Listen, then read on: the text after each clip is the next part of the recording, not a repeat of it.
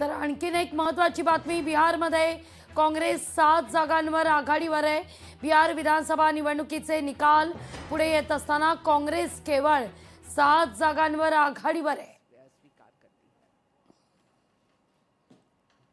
Should I do this in English? I think so. Okay. History has been created in Bihar. The voter turnout was its highest at 66.91%. The maximum number of women came out and voted, 71.6%.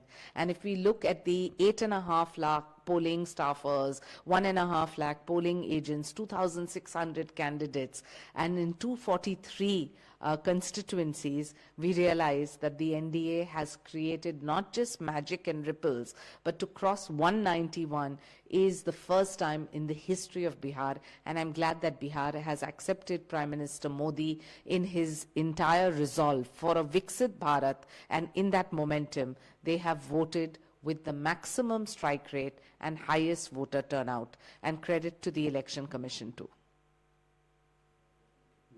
Perfect. निश्चित आपण पाहतोय भाजप बहुतेक जागांवर बिहारमध्ये आघाडी घेताना दिसतंय। भाजप 85 जागांवर आघाडीवर, त्यामुळे अर्थातच 17 वर्ष ज्या ठिकाणी नितीश कुमार यांचं वर्चस्व राहिलेलं आहे तिथं आता कुठेतरी भाजप वरचढ ठरताना दिसतंय। त्यामुळे शंखनाद या ठिकाणी आपण पाहतोय। बिहारमध्ये ही थेट दृश्य आपण फुल स्क्रीनवर पाहूया।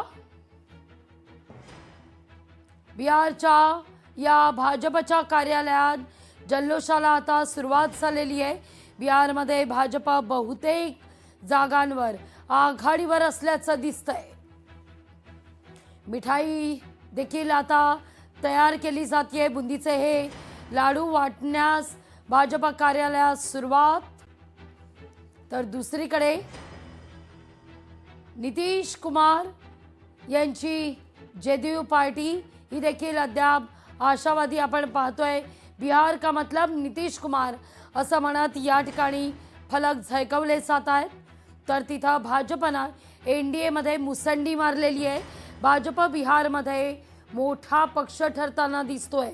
जर भाजप 85 जागांवर आघाडी घेत असेल तर भाजप मुख्यमंत्री पदाच्या चेहऱ्यावर दावा करेल, हे निर्विवाद सत्य आहे। बिहारचा महानिकाल आपण या क्षणी पाहतोय।